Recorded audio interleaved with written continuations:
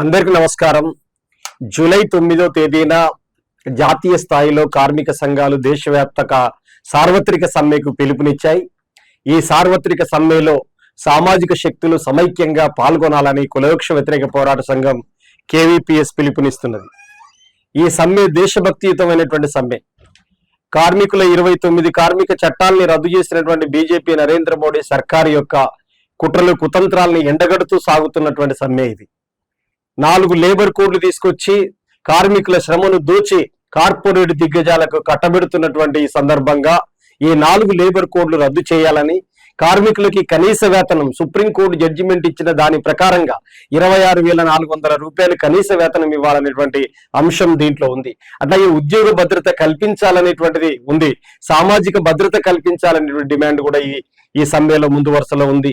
అంతేకాదు ఈ దేశంలో రైతుల పంటలకి కనీస మద్దతు ధర ఇవ్వాలని అనేక మంది వ్యవసాయ నిపుణులు, ప్రత్యేకించి జయతి ఘోష్ గాని స్వామినాథన్ కమిషన్ గాని చెప్పిన విధంగా ఒక రైతు ఒక ఎకరానికి 10,000 రూపాయలు ఖర్చు పెడితే మరో 5,000 రూపాయలు కలిపి ఇచ్చేటువంటి దాన్ని మనం కనీస మద్దతు ధర ఇవ్వాలనేటువంటి డిమాండ్ ముందుకు తీసుకురావడం జరిగింది. అందుకని రైతుల యొక్క పంటలకు కనీస మద్దతు ధర ఇవ్వాలనేటువంటిది ఈ సమ్మెలో ఒక ప్రధానమైన డిమాండ్ గా ఉంది. ఈ దేశంలో కోట్లాది మంది రెక్కలే ఆస్తులుగా నమ్ముకొని బ్రతుకుతున్నటువంటి వాళ్ళు వ్యవసాయ కూలీలుగా ఉన్నారు. జాతీయ గ్రామీణ ఉపాధి హామీ చట్టం అనేటువంటిది వామపక్షాల ఒత్తిడి వల్ల ఆనాడు ఉన్నటువంటి యూపీఏ ప్రభుత్వం తీసుకొస్తే నరేంద్ర మోడీ 11 ఏళ్ల కాలంలో మొత్తం ఈ చట్టాన్ని నిర్వీర్యం చేసేటువంటి కుట్రలు కుతంత్రాలకు ఒడిగట్టాడు. మొత్తం బడ్జెట్ ను తగ్గించడమే కాదు, పని దినాలు కుదించేటువంటి ప్రక్రియకు ఒడిగట్టాడు. అందుకనే ఈ రోజు ఈ దేశంలో ఉన్నటువంటి మొత్తం వ్యవసాయ కూలీలకి ఒక రోజుకి 600 రూపాయలు, అట్లాగే కనీసం 200 రోజుల పని దినాలు కల్పించాలనే డిమాండ్ కూడా దీంట్లో ఉంది. వీటితో పాటు ఈ దేశంలో ఉన్నటువంటి అట్టడుగు పొరల్లో జీవిస్తున్నటువంటి దళితులు ఈ రోజు నిత్యం దాడులు, దౌర్జన్యాలు, అత్యాచారాలు, హింసకు గురవుతున్నటువంటి పరిస్థితి ఉంది.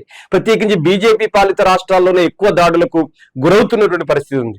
ఈరోజు ఆర్ఎస్ఎస్ యొక్క ప్రధాన కార్యదర్శి ఉన్నటువంటి దత్తాత్రేయ హొసబలి ఏం మాట్లాడాడు?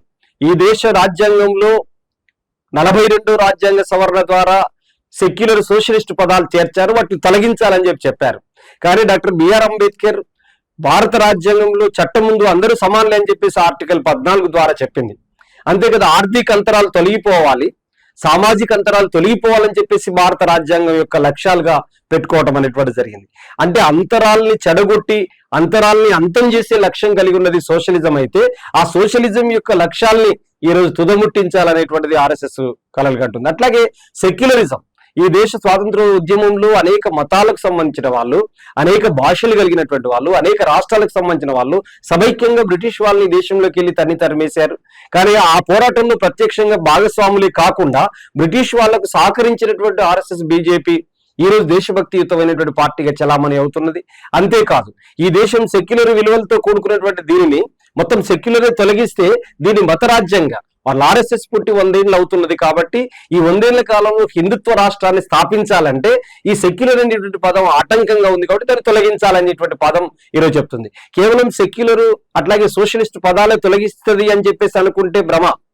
ఎందుకు మొత్తం రాజ్యాంగాన్ని రద్దు చేస్తామంటే దేశంలో తీవ్రమైనటువంటి ప్రతిఘటన వస్తుంది. కాబట్టి డైరెక్ట్ దీన్ని అనుకుంటే ఆ పదాలు తొలగించాలనేటువంటి పదాలతోటి ఈరోజు ముందుకు వస్తున్నటువంటి పరిస్థితి ఉంది. అందుకనే భారత రాజ్యాంగాన్ని రక్షించుకోవాల్సిన బాధ్యత ఈ దేశ పౌరులందరిపైన ఉంది.